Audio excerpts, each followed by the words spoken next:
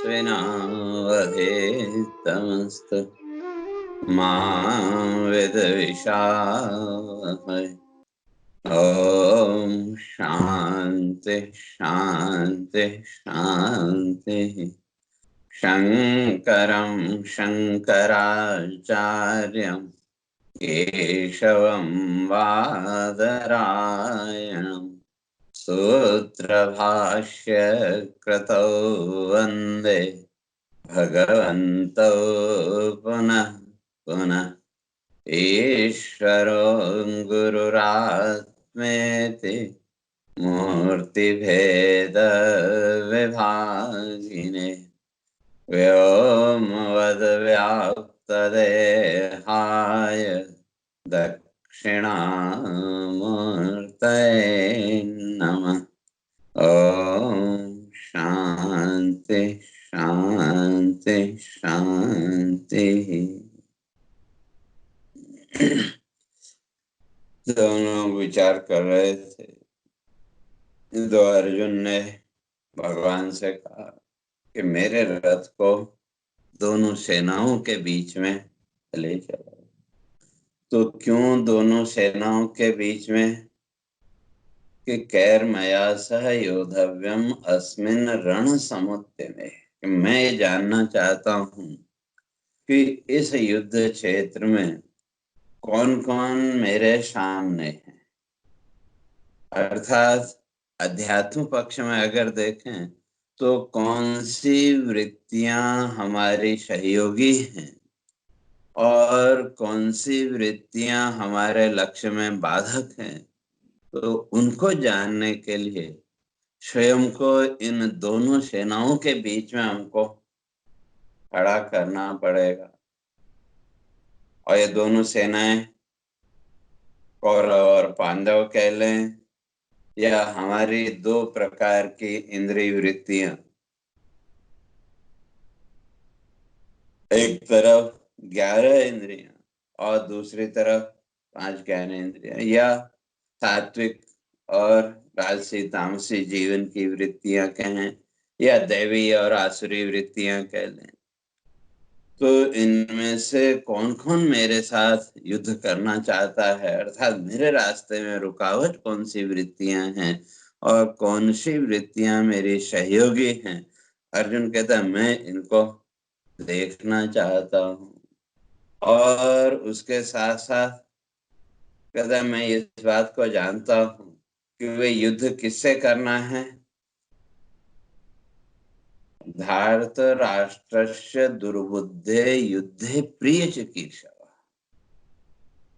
कहते हैं जो धृतराष्ट्र के दुर्बुद्धि पुत्र, और धृतराष्ट्र का अर्थ पहले करके आए थे धृतम राष्ट्रम एन, और राष्ट्रम शरीरम। जिसने अभी तक इस शरीर भाव को ही पकड़ रखा है, अर्थात इस शरीर भाव से जो अभी तक ऊपर नहीं उठ पाया, उसके जीवन की जो वृत्ति है वो तो केवल इस भौतिक जगत की ही रहेगी, संसार की ही रहेगी। क्योंकि संसार भाव में जो कुछ भी हम चाहते हैं, जो कुछ भी करते हैं, उसके केंद्र में कहीं न कहीं अपना ये शरीर है कि नहीं। बचपन से लेकर के आज तक जो भी कार्य हमने किए, जो भी जीवन की वृत्तियां, जो भी कर्म हमने किए, उसके मूल में कहीं न कहीं हमारा शरीर भाव। इसलिए जो वृत्तियां अभी तक इस शरीर भाव को पकड़े बैठी हैं, तो अर्जुन कहता है वो वृत्तियां तो कैसे हैं, दुर्बुद्धे। वो वृत्तियां अध्यात्म की ओर आगे नहीं बढ़ सकती, आत्मचिंतन की ओर आगे नहीं बढ़ सकती। वो मन की वृत्तियां तो केवल संसार चिंतन में ही हमको ले जाएंगी। और वो जो संसार वृत्तियां हैं, शरीर भाव के साथ जुड़ी हुई जो वृत्तियां हैं, उनका स्वभाव कैसा? युद्धे प्रिय चिकीर्षव। जिनका लड़ना ही जिनका स्वभाव है, जिनको इस संसार के लड़ाई झगड़े के अतिरिक्त और कुछ भी प्रिय नहीं है। अर्थात इसके लिए वो करना, उसके लिए ये करना, तरह तरह की जो भी हमारी संसार की वृत्तियां हैं, तो इन वृत्तियों के अंदर तो युद्ध का भाव है। और जो दैवी वृत्तियां हैं, जो हमारी सात्विक वृत्तियां हैं, वहां युद्ध का भाव नहीं। और सब समाहित करते हुए अपने लक्ष्य की ओर आगे बढ़ने की वहां प्रवृत्ति है। इसलिए अर्जुन कहता है कि मैं ये देखना चाहता हूँ, ये जानना चाहता हूँ कि कौन सी वृत्तियां हमारे मन की इस संसार भाव को अभी तक पकड़े बैठी है। और जो मन की वृत्तियां अभी संसार भाव को, शरीर भाव को पकड़ के बैठी हैं, तो अध्यात्म में आगे बढ़ने के लिए, आत्मचिंतन की ओर आगे बढ़ने के लिए उनके साथ युद्ध तो हमको करना पड़ेगा। तो इसलिए मैं इन दोनों वृत्तियों को देखना चाहता हूँ कि जीवन में कौन सी वृत्तियां हमको ऊपर उठाने वाली हैं और कौन सी वृत्तियां हमको इसी संसार भाव में बांध के रखने वाली हैं। मैं इन दोनों को जानना चाहता हूँ। तो जब ऐसा अर्जुन ने कहा, तो तब संजय कहता है कि भगवान ने क्या किया, सेनयोर उभयोर मध्य रथम स्थापयित्वा, भगवान ने उस अर्जुन के रथ को दोनों सेनाओं के बीच में खड़ा कर दिया और उनसे कहा कि अब देख लो, भीष्म द्रोण प्रमुक्तां सर्वेषां च महीक्षिताम् उवाच पार्थ पश्येतान् समवेतान् कुरुन्निति। भीष्म, द्रोणाचार्य आदि जितने भी योद्धा कौरव पक्ष में थे, तो भगवान ने अर्जुन के रथ को ले जा करके इन दोनों सेनाओं के बीच में खड़ा करके सामने भीष्म, द्रोणाचार्य आदि को दिखा करके भगवान बोलते हैं, अर्जुन अब तुम देखो कि तुम्हें किसके साथ युद्ध करना है। तो कहने का तात्पर्य ये है कि वे अध्यात्म के मार्ग में, आत्मचिंतन के मार्ग में, या जीवन के किसी भी उसमें, हम जब तक अपने आप को इन वृत्तियों के बीच में खड़ा नहीं करेंगे, तो तब तक हम अपने इन मन की वृत्तियों को जान नहीं सकते। इसलिए निष्पक्ष होना, निष्पक्ष भाव से अपने मन की वृत्तियों को टटोलना, उनका विश्लेषण करना। और जिस दिन वो विश्लेषण करने में हम समर्थ हो गए, जिस दिन इन वृत्तियों को अलग अलग करने में हम सफल हो गए, तो उस दिन इन वृत्तियों का त्याग और वृत्तियों का ग्रहण, ये भी हमारे लिए सरल हो जाएगा, सहज हो जाएगा। जैसे मैंने कल भी कहा था, अभी तक तो हमको यही नहीं पता है कि हमारे मन के अंदर पुण्य वृत्तियां कितनी हैं और पाप वृत्तियां कितनी हैं। समय और परिस्थिति के अनुसार जो वृत्ति प्रकट हुई, उसके अनुसार हमारे जीवन में प्रवृत्ति होती रहेगी, कभी पाप की ओर, कभी पुण्य की ओर, या यूं कहें कि कभी संसार की ओर और कभी परमात्मा की ओर। तो इसलिए बीच में खड़ा होना पड़ेगा और उसके लिए सहायक परमात्मा, परमात्मा के हमने भगवान की पूजा अर्चना सब कुछ किया, बहुत कुछ किया, लेकिन किसके लिए? हमारी जो संसार की वृत्तियां हैं, हमारा जो संसार भाव है, हम उस संसार भाव को और दृढ़ करते। भगवान से अगर हमने मांगा भी, तो क्या मांगा? पूजा अर्चना की, जो हमारे ऋषियों ने बताया, विधि विधान सब कुछ हमने किया, लेकिन फल के रूप में हम फिर वही अपने मन की संसार वृत्तियों को सामने रखते हैं कि भगवान मेरे मन की ये इच्छा पूरी कर देना, ये इच्छा पूरी कर देना। लेकिन हमने कभी परमात्मा से प्रार्थना ही नहीं की कि हम इन दोनों वृत्तियों के बीच में खड़े होकर के हम अपने मन की इन दोनों वृत्तियों का विश्लेषण कर सकें। ये हमने परमात्मा से कभी प्रार्थना की नहीं। और अगर परमात्मा से हमें प्रार्थना करते हैं कि वो हमारे इन दोनों वृत्तियों को के बीच में हमको खड़ा करे, इन दोनों वृत्तियों का विश्लेषण करने की सामर्थ्य हमको प्रदान करे, अगर वो हम प्रार्थना करें तो भगवान वो अवश्य सुनेगा। तात्पर्यार्थ यहाँ ये कि भगवान से आप जो मांगेंगे भगवान उसको पूरा तो करेगा। और जब परमात्मा से प्रार्थना की अर्जुन की तरह ही कि सेनयोर उभयोर मध्ये रथम स्थापयामीच्युत, कि मेरे रथ को, मेरी जो जीवन दृष्टि है उसको इन दोनों वृत्तियों के बीच में खड़ा कर दो, ताकि मैं दोनों का विश्लेषण कर सकूं, दोनों को अलग कर सकूं। ये प्रार्थना परमात्मा स्वीकार करेगा। और जब इन दोनों के बीच में खड़े हुए तो वहां दिखेगा क्या? तो अब वहां जब भगवान ने कहा भाई अर्जुन अब तुम ये देखो, तो वहां अर्जुन को कौन दिखे? भीष्म द्रोण प्रमुख रूप से भीष्म और द्रोणाचार्य। और द्रोण का अर्थ पहले करके आए थे संग्रह की वृत्ति, जीवन में संग्रह की वृत्ति। तो अर्थात हमने अपने मन में संसार के कितने भावों को संग्रह करके रखा है वो हमारे सामने स्पष्ट होगा। और उस संग्रह के साथ हमारे मन की वो भीष्म वृत्ति, नहीं ऐसा तो होना ही चाहिए।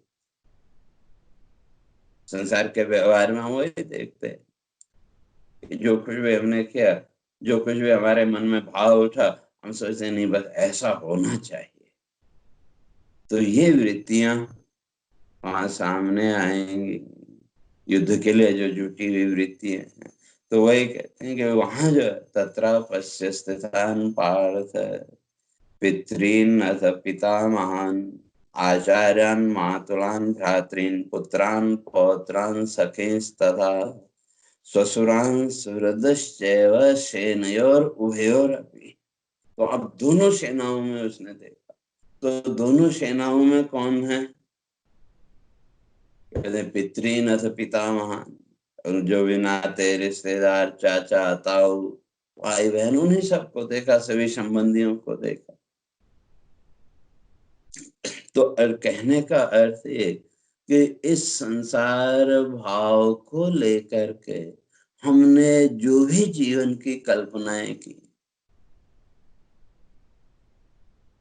और ये जो संसार भाव की हमारी कल्पनाएं हैं, मनुष्य इनको छोड़ने के लिए तैयार नहीं है।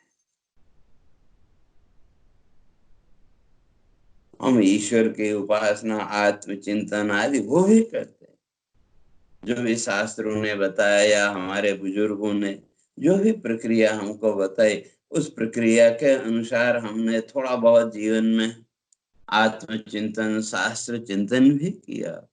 लेकिन फिर भी हम इन संसार की वृत्तियों का त्याग करना नहीं चाहते। तो इसलिए इन संसार वृत्तियों के साथ हमारे अपनेपन का भाव, ये मेरा है, और वो मेरापन जो भी हमारे संसार के व्यवहारिक रिश्ते नाते हैं, माता पिता भाई बहन बेटा बेटी सास ससुर, जो कुछ भी संसार के हमारी मान्यताएं हैं, जो भी हमारे सांसारिक व्यवहार के रिश्ते नाते हैं, इन सब रिश्ते नातों के साथ जुड़ी हुई हमारी जो मन की वृत्तियां, इन मन की वृत्तियों में हमारे अपनेपन का भाव है। और दूसरी तरफ जो भी शास्त्र आदि के विचार के द्वारा, शास्त्र आदि के चिंतन के द्वारा अध्यात्म भाव या ईश्वर भाव हमारा जागृत हुआ, उसके प्रति भी हमारा अपनत्व का भाव, तो इसलिए जब अपने आप को हम इन दोनों सेनाओं के बीच में, दोनों वृत्तियों के बीच में अपने आप को जब हमने खड़ा किया, तो भगवान संजय कह रहा है कि वहां क्या होगा, इन दोनों ही वृत्तियों के प्रति अपनत्व का भाव। अब जब दोनों ही वृत्तियों को हमने अपना मान लिया, तो अब कॉन्फ्लिक्ट शुरू हुआ, अब अंतर्द्वंद शुरू हुआ कि किसको त्यागे और किसको पकड़े। क्योंकि मनुष्य जीवन की स्थिति यही है। थोड़ा बहुत जो कुछ भी हमने चिंतन किया, विचार किया, जो कुछ भी हमारे जीवन में ईश्वर भाव जागृत हुआ, हम उस ईश्वरीय भाव को भी छोड़ना नहीं चाहते, और दूसरी तरफ संसार भाव को भी हम छोड़ना नहीं चाहते। हम चाहते हैं ये दोनों साथ में रहे, ईश्वरीय भाव भी हमारा बना रहे और संसार भाव भी हमारा बना रहे। लेकिन ये दोनों भाव एक साथ जीवन में नहीं चल सकते। तो इसलिए अब वहां अंतर्द्वंद, हमारे मन के अंदर एक संघर्ष, हमारे मन के अंदर एक युद्ध की स्थिति वो खड़ी हो गई। और जब वो युद्ध की स्थिति खड़ी हो गई, तो अब दोनों पक्षों के प्रति क्या है, तो वही आगे तान समीक्ष स कौन्तेय सर्वान् बंधून अवस्थितान। वहां जो युद्ध में है, तो उसने किसको देखा, सर्वान् बंधु, सब अपनों को ही देखा, वहां तो पराये कोई उसको दिखा ही नहीं। तो इसलिए वहां जब दोनों सेनाओं के बीच में जब हम खड़े थे, तो वहां इन सारी वृत्तियों के प्रति, चाहे वो संसार की वृत्तियां हो, चाहे ईश्वरीय वृत्तियां, दोनों के प्रति हमारा एक अपनापन, अपनत्व का भाव। और जब दोनों ही अपने हैं, तो अब बड़ी मन की स्थिति बड़ी विकट हो गई, क्योंकि किसको छोड़ें और किसको पकड़ें, बड़ी समस्या पैदा हो जाती। और ऐसी स्थिति में फिर क्या होता है, तो कहते हैं कृपया परया विष्टो, करुणा का भाव। और वास्तव में करुणा भी नहीं, दीनता का भाव, एक असहाय असमर्थता का भाव। कारण ईश्वरीय भाव भी हमारे अंदर, ईश्वरीय भाव, हमारी जो भी मन की इच्छाएं, जो भी हमारी कल्पनाएं, वे उन कल्पनाओं को, उन इच्छाओं को पूरा करने में ईश्वर समर्थ है, ये हम मानते हैं। और दूसरी तरफ बचपन से लेकर के आज तक कहें, या जन्म जन्मों से संसार का जो भाव है इतना दृढ़ हमारे चित्त में बना हुआ है, हम उसको छोड़ने की हिम्मत नहीं कर पाते। क्यों, बचपन से बहुत ज्यादा पीछे नहीं जाए, इसी जीवन को अगर देखें, जब से इस संसार में थोड़ा बहुत होश संभाला, तब से यही संसार भाव को हम दृढ़ करते आए कि अगर ईश्वर भाव की बात करें, तो ईश्वर भाव को भी हमने स्वीकार किया, लेकिन किसके लिए, इसी संसार भाव के लिए। भगवान की भी हमने पूजा अर्चना की, या हमको जो भी संस्कार मिले बचपन से लेकर के आज तक, वो इसी संसार के मिले कि अमुक देवता की पूजा करो तो तुमको ये मिल जाएगा, इस देवता की पूजा करो तो ये मिल जाएगा। और वो जो संस्कार दृढ़ हुए, उन संस्कारों के कारण हमने इस भौतिक जगत को ही अपने जीवन का सब कुछ मान लिया, सर्वस्व मान लिया। अमुक वस्तु मेरे जीवन में आ जाए तो मैं बड़ा धन्य हो जाऊंगा, कृतकृत्य हो जाऊंगा। यही भाव कहीं न कहीं मनुष्य के मन के अंदर बैठा हो। और दूसरी तरफ ईश्वर भाव भी। लेकिन जिस दिन निष्पक्ष भाव से इन दोनों के बीच में खड़े होने में सफल हो गए, तो उस दिन व्यक्ति के अंदर ये बोध जागृत होगा कि ये जितना भी संसार भाव है, ये सारा संसार भाव बंधन के अतिरिक्त और कुछ नहीं। लेकिन इस संसार भाव के साथ हमारा अपनापन, अपनत्व इतना ज्यादा है कि इसका हम त्याग करने में सफल नहीं हो पाते। इसलिए श्रुति कहती है कि परीक्ष लोकान कर्म चितान। उस स्थिति में जब ये दोनों वृत्तियां हमारे सामने खड़ी हो गई, जब इन दोनों वृत्तियों के बीच में हम आके खड़े हो गए, कहते हैं उस समय फिर क्या करो? परीक्षा लोकान, वो परीक्षण की घड़ी है। क्यों? अगर परीक्षण नहीं कर पाए, उसका विश्लेषण नहीं कर पाए, तो जीवन में मोह पैदा हो, और वो मोह फिर धीरे धीरे आपको डिप्रेशन की स्थिति तक ले जाएगा, जैसा अर्जुन के साथ हुआ। इसलिए मंत्र कहता है परीक्षा लोकान। अब वहां पर आकर के परीक्षा करो, किसकी? लोकान शरीरान, इन लोकों की परीक्षा करो। मृत्यु लोक, पाताल लोक आदि वो लोक नहीं, बल्कि जितने भी शरीर हैं इस ब्रह्मांड में, चाहे वो मनुष्य हो, पशु पक्षी आदि जो भी शरीर है, ये शरीर किसके द्वारा मिला? कहते हैं कर्म चितान। कर्म के बंधन के कारण, कर्म के अनुसार हमको शरीर की प्राप्ति हुई। और जब शरीर मिला, तो संसार का सबसे बड़ा दुख, महर्षि गौतम कहते हैं कि वे जन्म, क्योंकि जन्म हुआ तो उसके साथ बाकी दुख तो अपने आप आ ही जाएंगे। तो इसलिए ऋषि कहते हैं कि इन लोगों की, इन शरीरों की परीक्षा करो, इस संसार की परीक्षा करो। ये सारा संसार तो कर्म बंधन है। तो कहने का अर्थ, अब इस कर्म बंधन में ही बंधे रहना है, या इस कर्म बंधन से अपने को ऊपर उठाना है, ये निश्चय तो हमको स्वयं करना पड़ेगा। और इस निश्चय के बिना आगे नहीं बढ़ सकते। और अगर ये निश्चय करने की सामर्थ्य अगर हम अपने अंदर पैदा नहीं कर पाए, तो हमारे जीवन में भी अर्जुन की तरह ही और मोह उत्पन्न होगा।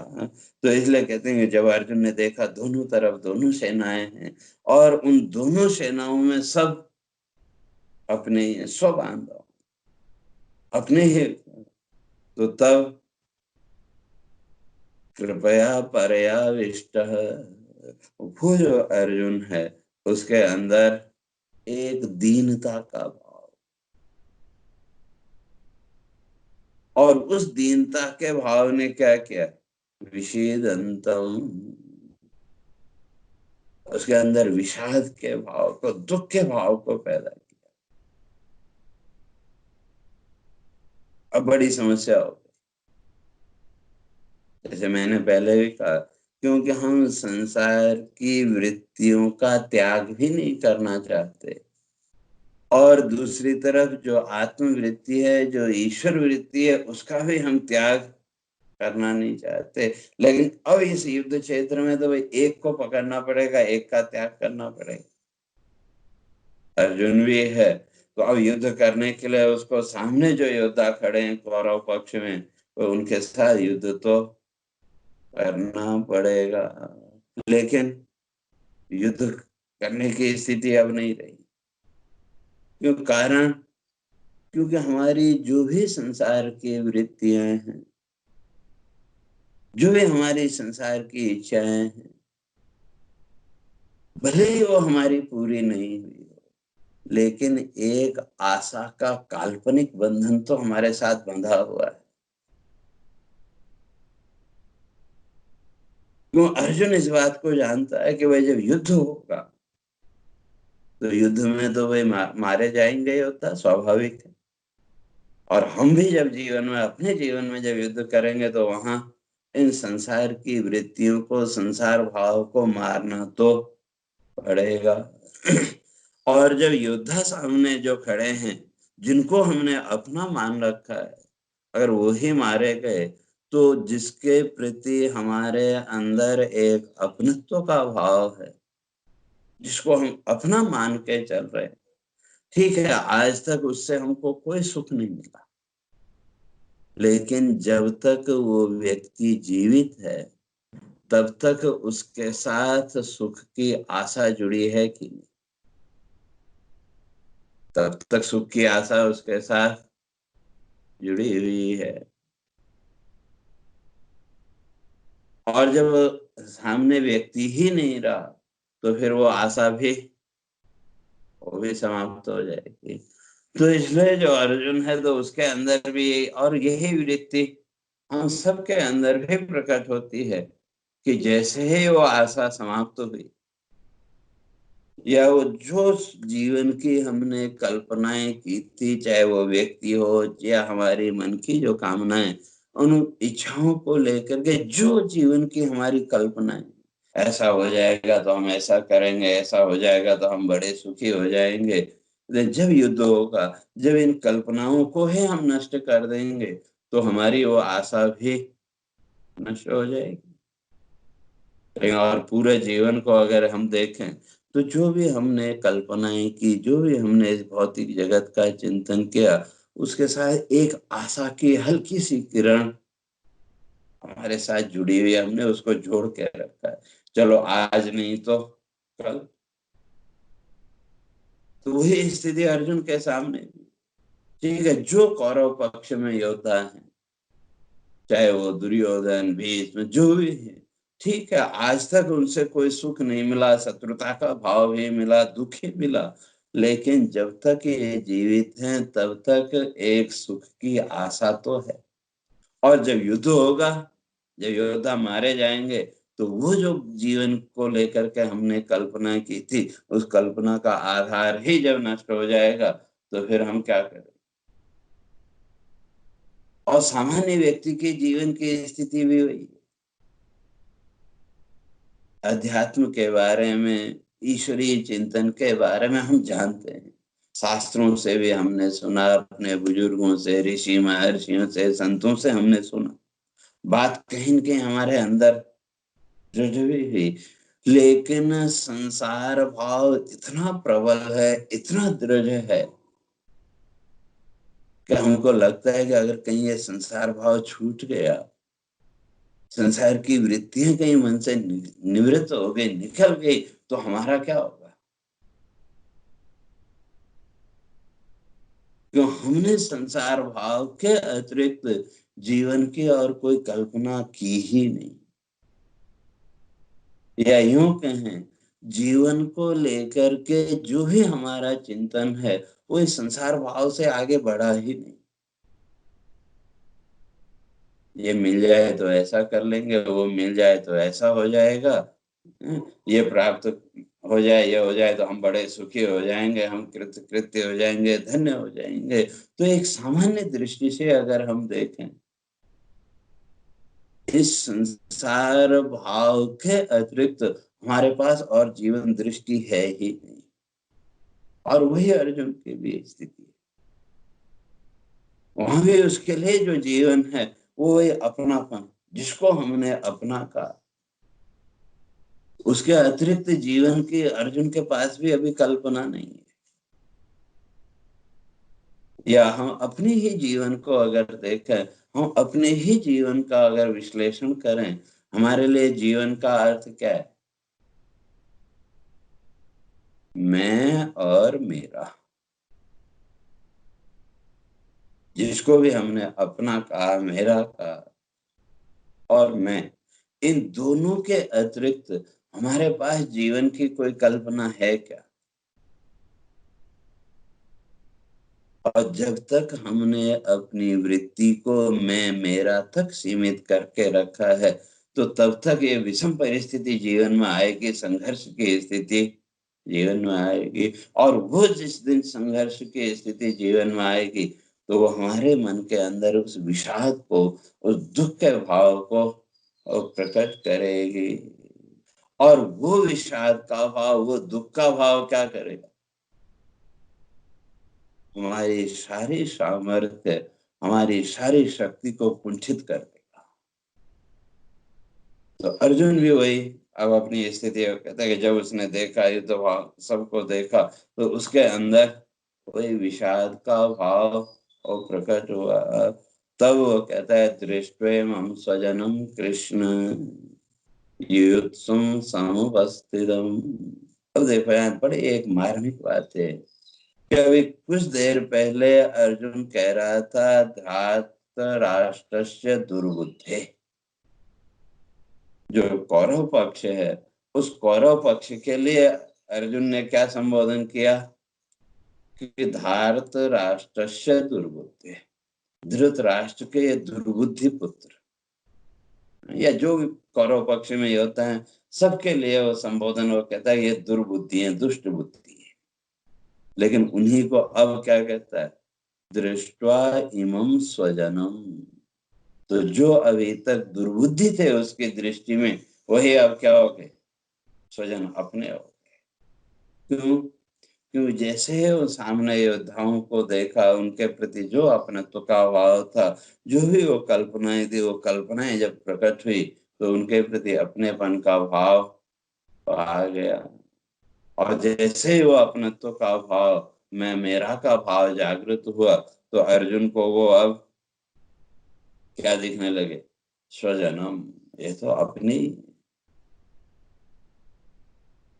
तो या इसी तरह से यूं समझे, कभी कभी किसी की कोई शिकायत आपको मिली, या चाहे वो बच्चा हो, कोई भी हो, और बहुत शिकायतें आपको मिल रही हैं, तो एक दिन आप अपने मन में निश्चय करते हैं आज वो आएगा तो उसको ऐसा कहेंगे, ये कहेंगे, वो कहेंगे, डांटेंगे, तरह तरह की हम कल्पनाएं अपने मन में करते।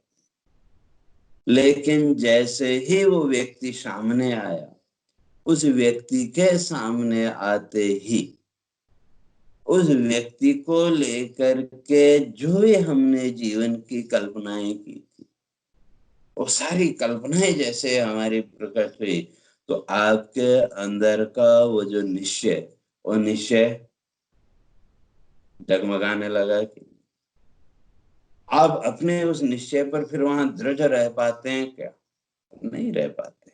कारण उस व्यक्ति को लेकर के जो भी हमने जीवन की कल्पनाएं की थी, और जैसे ही वो कल्पनाएं हमारे सामने प्रकट हुई, तो उस व्यक्ति के साथ हमारी मोह वृत्ति भी जागृत हुई। और उस मोह की वृत्ति ने क्या किया? हमने जो निश्चय किया था, हमारा वो निश्चय डगमगाने लगा। तो वही अर्जुन की भी स्थिति। इसलिए वो कहता है दृष्ट्वा इमं स्वजनम। तो मैं तो यहाँ युद्ध करने के लिए आया था, लेकिन यहाँ तो ये सब अपने ही। क्योंकि इन दोनों वृत्तियों, चाहे वो संसार की वृत्तियां हों या ईश्वर की वृत्तियां हों, इन दोनों वृत्तियों को तो हमने ही सजाया है। संसार की वृत्तियों के साथ जो हमने अपने आप को जोड़ा, तो उसके पीछे भी कारण हम ही हैं। क्यों? कहीं न कहीं इन संसार की वृत्तियों को भी हमने सच्चा माना, कहीं न कहीं इन वृत्तियों में भी हमने यथार्थता को खोजा। और दूसरी तरफ जो ईश्वरीय वृत्ति है, उसमें भी हमने कहीं न कहीं वास्तविकता को ढूंढने की कोशिश की। तो इसलिए यहाँ पर अब वो अंतर्द्वंद होगा। और वो जो अंतर्द्वंद है, वो फिर क्या करेगा? सीदन्ति मम गात्राणि मुखं च परिशुष्यति। हमारी जो सामर्थ्य है, उस सामर्थ्य को वो कम कर देगा।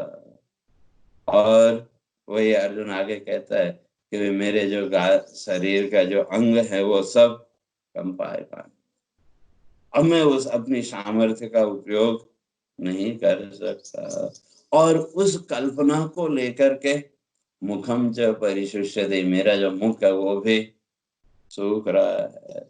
और मेरा सारा शरीर, सारे शरीर में एक कंपन हो रहा है। और जो धनुष था वो धनुष भी मेरे हाथ से गिरा, इसलिए मैं अब युद्ध नहीं कर सकता। तो क्यों, तो क्या स्थिति पैदा होगी, तो उसकी चर्चा मैं समझता हूँ अपने पे कल करेंगे। हरि ओम। पूर्णमदः पूर्णमिदं पूर्णात् पूर्णमुदच्यते पूर्णस्य पूर्णमादाय पूर्णमेवावशिष्यते। ओम शांति शांति शांति। शंकरं शंकराचार्यं केशवं बादरायणं सूत्रभाष्य कृतौ वन्दे भगवन्तौ पुनः पुनः। ईश्वरो गुरुरात्मेति मूर्तिभेदविभागिने व्योमवद्व्याप्तदेहाय दक्षिणामूर्तये नमः। ओम शांति शांति शांति।